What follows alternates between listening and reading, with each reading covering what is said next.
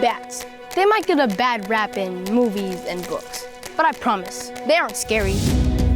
Bats are incredibly smart mammals. They're essential to our world. And right now, their survival is at risk.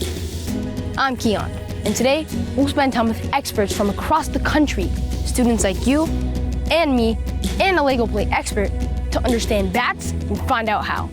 With our help, creativity, and innovation, we can ensure bats thrive. Welcome to our virtual field trip.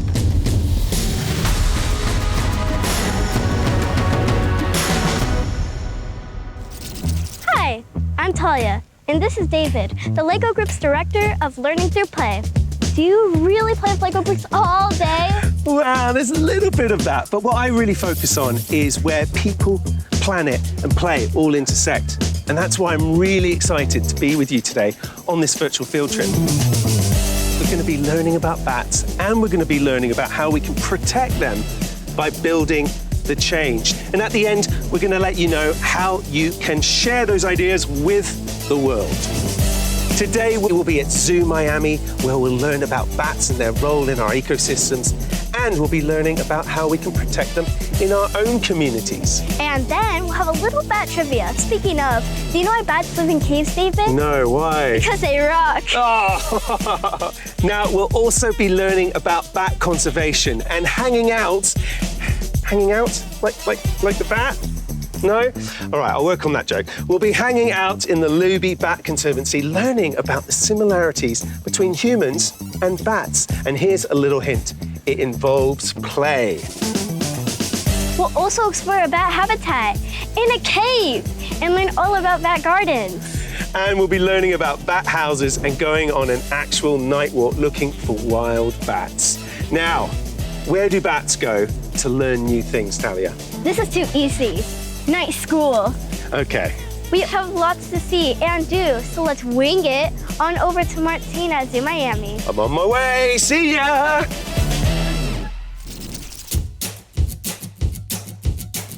Thank you, Talia. I'm Martin. David and I are here with Malia, a bat expert from Bat Conservation International at Zoo Miami. Might not look like we're at the zoo, but this is actually behind the zoo. Zoos are very important for not only caring for the residents that live at their facility, but also for taking care of wild animals where they exist. So I have a question. Okay. What do bats do and why are they so important? Oh, bats are so important. They are critical to our ecosystems. Bats eat insects that damage our crops. They pollinate important plants, and they disperse seeds that help the forests regrow. Ooh, wow. What special skills do bats have? Bats can do so many amazing things. First of all, they can fly super fast. Some bats, like the Mexican free-tail bat, can fly up to 100 miles an hour. Wow. That's faster than a cheetah. It's amazing. There are other bats, like pallid bats in the American Southwest, and they have these super healing powers where they can heal their wings really quickly. And in fact, scientists are studying the healing abilities of bats so that they can inform medicine so that we can learn new healing techniques and medicines. That's incredible. So one day we're gonna be able to heal super fast like that. And maybe grow wings. Maybe grow wings as well. That would be amazing. That would be cool. And then my favorite thing that bats can do is echolocate. Echolocation is where bats use sound, and they emit sound and it bounces off an object, and they can translate that sound into a picture. So the bats use those images to be able to navigate the forest, to be able to avoid obstacles, and to find food to eat. So their ears work as their eyes. Exactly. Wow. That is super cool. What can students like me do to learn more about bats and protect them? Oh, you're already doing it by learning about bats, and you can advocate for protecting nature and open spaces where you live. Wow. That'll give bats a safe place to live and a safe place to eat. I'm in awe. Amazing. It's Amazing. crazy. They're like superheroes for nature. Totally. So let's go to Texas and test our bat knowledge. Hey everyone, we're here at Bat Conservation International's Bracken Cave, the summer home of more than 15 million, yes, I said million, Mexican free-tailed bats, making it the world's largest bat colony. Dr. Winifred, what happens here at Bracken Cave every summer?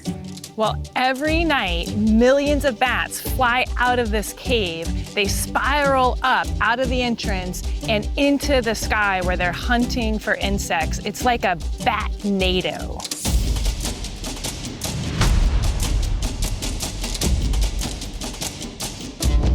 Whoa, that's incredible. I've heard of Sharknado, but a Batnado? Okay, Dr. Winifred, you ready for a little bat toll? Absolutely, let's do it. Okay, all of you in your classrooms, play along with us. We'll put the questions up on screen and give you 3 seconds to shout out the answer. Or write them down, whichever option your teacher gives you. Dr. Winifred will reveal the answers. Here we go. True or false? Bats are found on all 7 continents. False. But bats are found on 6 continents, and they provide really important services contributing to global ecosystems. Okay, I really want to know the answer to this one. Do bats really want to suck your blood? No. In fact, of the over 1,400 different species of bats, only 3 are sanguinivorous. Now, sanguinivory is just the fancy scientific word we use to mean blood feeding. And the 3 vampire bats have really sharp incisor teeth, and they make a little tiny incision and then they lap up the blood, kind of like a kitten laps up milk. So bats definitely don't suck blood. How do bats help plants? A, spreading seeds, B, pollinating, or C, spreading seeds and pollinating? C. Bats are really important both as seed dispersers and as pollinators. True or false? Bats are the only mammal capable of true flight. True. Absolutely true. Which mammal is a true hibernator? A, bears, or B, bats? This is a fun one and kind of a trick one too, because the answer is bats. Bats actually can do a real hibernation where they go into torpor, which is a way where they turn their metabolisms off and go cold. They literally chill out over the winter. And bears do nice, long, deep sleep, but not a true hibernation. Okay, I'm gonna get you with this one. How did the bat take his books to school? I don't know. You've stumped me on this one.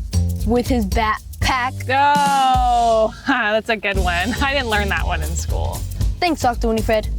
Let's hear more from the LEGO group about how we can create the change for bat conservation.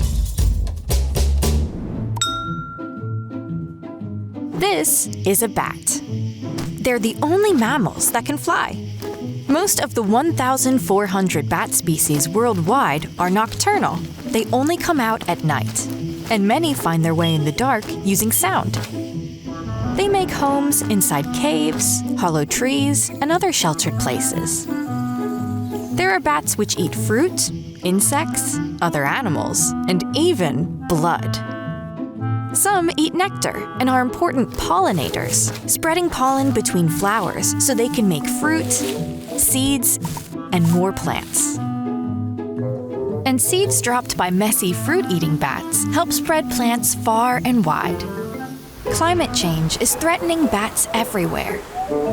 Changing seasons means food like fruits, flowers, and insects may not be around at the times of year when bats need them most, like when mother bats are pregnant. Global warming can dry out pools where bats drink and hunt for food. Extreme weather and wildfires can damage forest habitats and hollow trees where bats live. Luckily, people are working on creative ways to protect bats. Bat-friendly gardens with plants, insects, and water can help keep bats fed and healthy. Protecting places where bats roost and creating sheltered bat boxes can help replace habitat lost to extreme weather and fires. Reducing the greenhouse gas emissions which cause global warming could help slow changing seasons, giving bats more time to adjust to the changes. But to protect bats from the impacts of climate change, we'll need more creative ideas like yours. Together, we can build the change. Wow, wasn't that cool? So much to learn about bats. Now, we know that you all love to play, but did you know that bats also love to play? Today we're making enrichment devices. So what exactly is an enrichment device? So an enrichment device is just a fancy word for toys. Our bats don't really have to avoid predators or find food or water. We kind of do that stuff for them. So we like to keep their brains busy and make sure that they're using those natural behaviors that they would be using in the wild. So do you guys want to make some toys?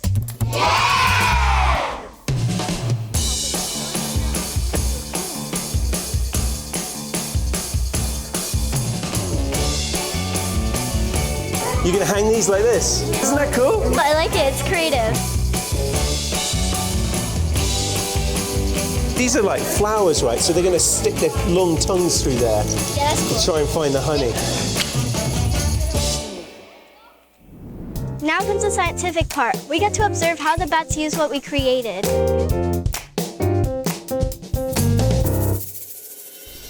So these kind of bats are fruit and nectar bats. So they're very important for the rainforest. Not only do they spread seeds and pollinate flowers, but in certain parts of the world, specifically Central South America and Southeast Asia, we all hear about deforestation, how the rainforests are getting cut down. Come to find out after some research that these animals are responsible for 90% of the regrowth of those forests. So every time the forests are cut down, the first animals that fly over and spread the seeds and those plants grow up are because of these bats, your old world fruit bats. Specifically, these guys are known as flying foxes. Look at this. Calvin's having a real look at this. It's so inquisitive. I love it. It's giving him a bit of a challenge, right? Brian, I mean, that's really similar to us and how we play and explore the world and learn about it. They're very curious animals. They love to interact with the toys, but what they really like to do is just explore their surroundings. And we want their enclosures and their habitats that they live in to be exciting. We want them to explore, and we want to make sure that we're giving them the best lives possible here at Luby Bat Conservancy. Brian, tell me about this species, because it's rather special, I believe. Yeah, they're very special. So this is the Rodrigues fruit bat, and they are found on the island of Rodrigues where the dodos used to be found. And their island had a lot of deforestation for a couple hundred years, and without any trees, the bats had nowhere to go. So in about the mid-70s, they were the most endangered mammal on the world. Whoa. There were only about 70 of them left in the whole world. 70? But a lot of really good zoos and good conservation organizations got involved, including Luby Bat Conservancy, to help these guys. But really what it came down to was one woman. And she kind of got tired of seeing the deforestation on her island, so she started a grassroots environmental campaign to start planting trees, to start getting involved in environmental issues. And because of their efforts, and because of some really good zoo efforts, including Luby, they went from 70 bats in the whole world, critically endangered species on the brink of extinction, to over 20,000 bats right now. And we're so lucky to have them here at Luby. It's incredible. So guys, you heard that story. That's a perfect example how one genius idea flying around your head can change the world and help a species. Isn't that awesome? That's very cool. As we've seen, play isn't just for us, it's for all animals. These wonderful bats have been socializing, they've been learning new skills, and they've been trying loads of new things, and so much more. So let's fly on over to Hill Country Conservancy in Texas. We're in an actual bat cave. Have you noticed our cool clothes? You look really good. You look like an actual bat scientist. You do too. Ha, great. We're wearing these because we are going to go into the cave and we want to protect ourselves and protect the bats. Some scientists wear lab coats. We wear field coats. That's cool. Are we surrounded by bats right now? Actually, no. Caves like this one are excellent bat habitat, but this cave is empty, which actually is a good thing for us because if there were a lot of bats flying around, we'd have to be really careful not to disturb them. But because it's empty, it makes it a really great lab for us to explore, and I can show you all around. The reason why this cave is empty is kind of sad. There used to be a big colony here, but most of the bats here died because of a disease called white nose syndrome. What's white nose syndrome? It's a fungal disease that only affects bats, but millions of bats have died. It's the leading cause of endangerment of bats here in the US. What can we do to help them survive? Well, there's lots that we're doing. We have a lot of research going on to try to figure out how we can help bats survive even if they get sick. We're actually monitoring the presence of the fungus that causes the disease, white nose syndrome. So we're gonna be testing and taking samples to see if it's here, and that way we can tell what happens over time, and hopefully the bats will start to come back. Are you ready to go in? Yes. All Let's right. do it.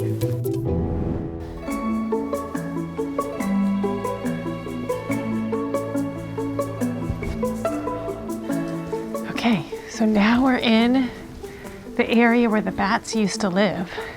So if you look up there, you see all the dark area around there? Yeah. That's what we call body staining. So the fungus that causes white nose syndrome can live and stay on the ceilings and the walls of the cave, even when the bats aren't here anymore. But if you look down below, that's where we see the bat trappings, or what we call bat guano.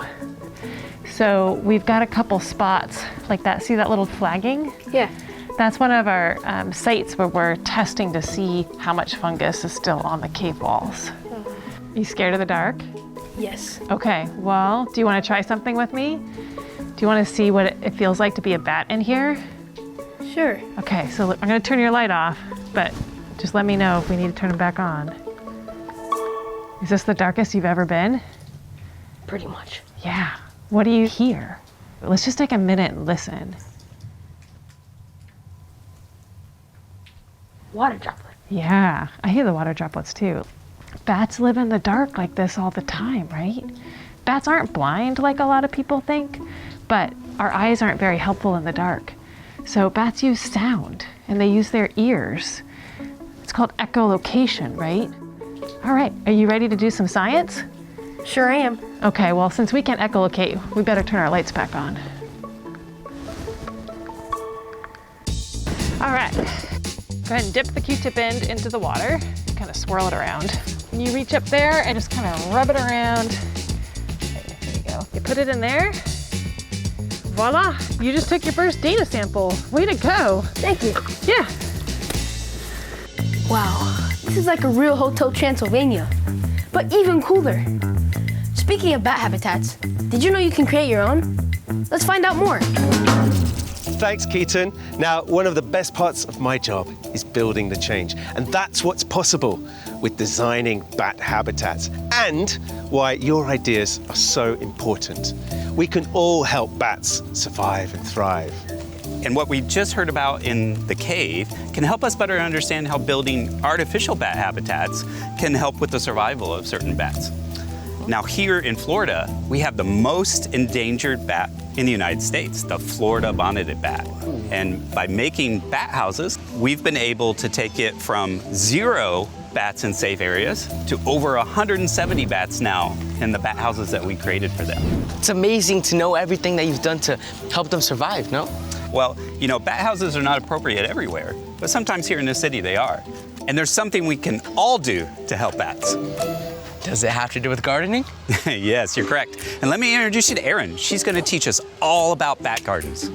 That's right. So by selecting plants that support the insects that our bats eat, we can actually provide food for bats and places for them to live. Well, what type of plants do bats like? Well, so with the bats, you want to think about native plants because those are going to attract the insects that the bats are eating. So it's a really good idea to kind of find your local nursery and talk to them because they're your plant experts. Why do bats need plants necessarily? Well, it's all connected, right? So, you know, the bats need insects to survive and the insects need the plants to survive. So it's all kind of this beautiful cycle. Like a chain? Exactly. Nice. Nice. And some of these plants are pretty big. Can you build a bat garden anywhere? Yeah, you can build a bat garden absolutely anywhere. In fact, we're gonna plant one right now.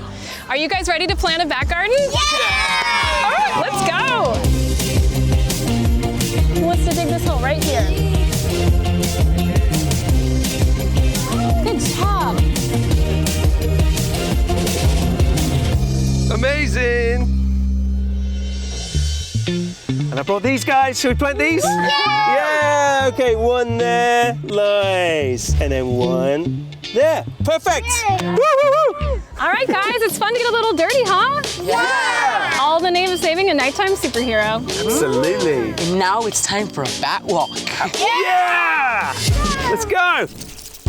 Now you may be wondering, bat walks, don't bats fly? Oh, yes. But tonight, we're actually going to go on a walk looking for bats. And how? Whoa! Well, Did I make it on time? you sure did. I did? Excellent, excellent. Yeah. And how are we gonna find these bats? Oh, well, I have this special little device that unlocks a secret world. It's actually a microphone, but it's a special microphone. And it helps us listen to bats that are flying around at night that we normally can't hear, but it makes it so that we can hear them. And each bat has kind of its own frequency and sound that we'll be able to see on our phone or a tablet and tell what species it is. Cool, that's super cool. So are there places where we are most likely to find bats, or do they have houses nearby? Yeah, well, you can find bats anywhere. It doesn't matter if you live in the country, in the suburbs, in the middle of the city, there are bats around. And some people even help bats in some of these areas by building bat houses. So are you guys ready? Yeah! Okay, guys, everyone's got their little special bat detectors plugged in, right? Yes. Yeah? And then you've got the program on, and you're gonna hit start, right, on your screen? Yes. And now you've unlocked the night. You'll be able to listen to all the bats. Yeah, you got it too, you got it too. Evening bat, it just came through here. Wow, that's very cool. Have you seen it with your eyes? Not yet. I think they're too fast. That's a bat. You hear that little high pitch? Guys, I just got a Florida bonneted bat. Oh, that's so It just flew over us. Did you get it? Yes. Yeah. You did? Now, did any of you guys hear that with your own ears? I think I might have heard a sound. You think so? Yeah, because the Florida bonneted bat has a call that's really low. And actually, very young people like you guys can often hear it. And people a little older, like us, sometimes can't. Well, this has been really cool. Thank you so much, Mr. Frank, for this opportunity. This has been the perfect way to combine people, planet, and play. Yes, we've learned so much during this virtual field trip, but unfortunately our time is almost over. So let's check back with Keaton one more time. A bat walk, bat cave, bat gardens. We've been batting around all kinds of awesome facts and ideas today. We have. We've learned how bats are really important for global ecosystems and why bat conservation is super important.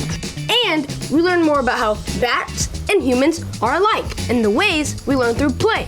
Plus, we talked about bat houses and gardens that help with bat conservation efforts.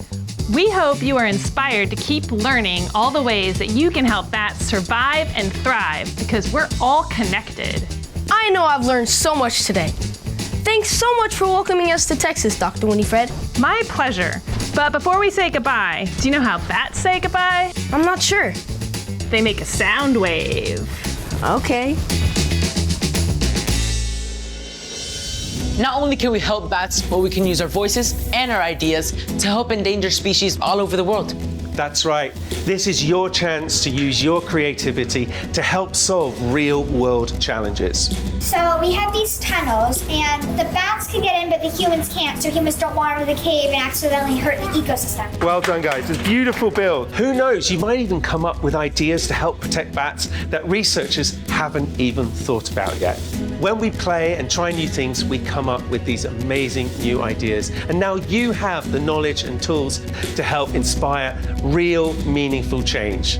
Go build and share, and find out more at buildthechange.discoveryeducation.com. Together, we can make a difference. We can't wait to see what you create. Happy building.